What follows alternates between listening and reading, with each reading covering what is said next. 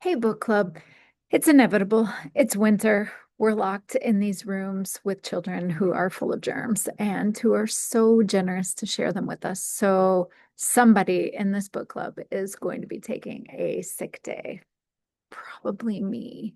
I don't know why my homeroom loves to hover around my desk and they say, "Can we go to the nurse?" And I say, "Why? Why do you have to germ on me?" What do we do if we have a sick day?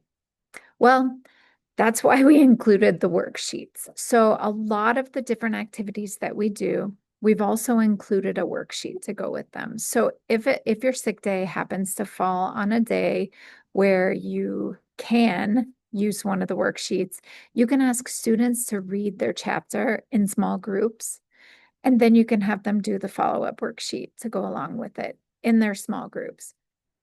You could even leave for the sub an answer key, and the sub could help them go over their correct answers to take up just a little bit more time. Maybe it will be a Spanish speaking sub, 99.99% sure it won't.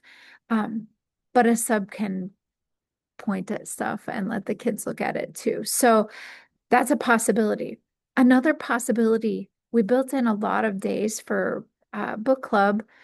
It's a 14-day thing out of a 20-day month, so a 20 class day month. So maybe this sick day you do a little busy work. If you don't know what kinds of busy work to do on Somewhere to Share, I have some different cultural readings. They're called Cultural Corner readings, and that might be a good place to go. You can assign this cultural reading, and it has some different follow-ups along with it that kids can just do independently on their device. You don't even have to make copies if you have some kind of a digital learning management system that is delivering to all of your students. We're one-to-one iPads, so I'm kind of spoiled with that. I know that a lot of times you just have to make copies. So that would be another possibility. Another possibility would be whatever the chapter is. If you know you don't have access to making copies, you're just feeling so bad, students can absolutely illustrate the chapter. So one of the things I like to do is I keep a little piece of paper. Actually, I'm going to put this in our resource folder. I have a little paper that I have a couple. I have one that has 6 squares. I have one that has 9 squares. I actually have one that has 12 squares as well. And it's kind of a retell box. So as we read, sometimes we will illustrate along with it.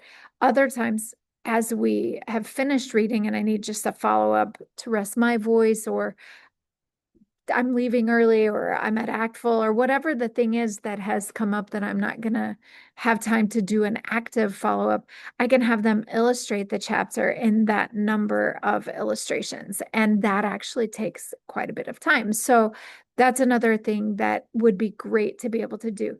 If you're still in those early phases where you're doing kind of cultural front loading, it depends how you feel today. Sometimes when I'm going down the night before, I know that I am not feeling well.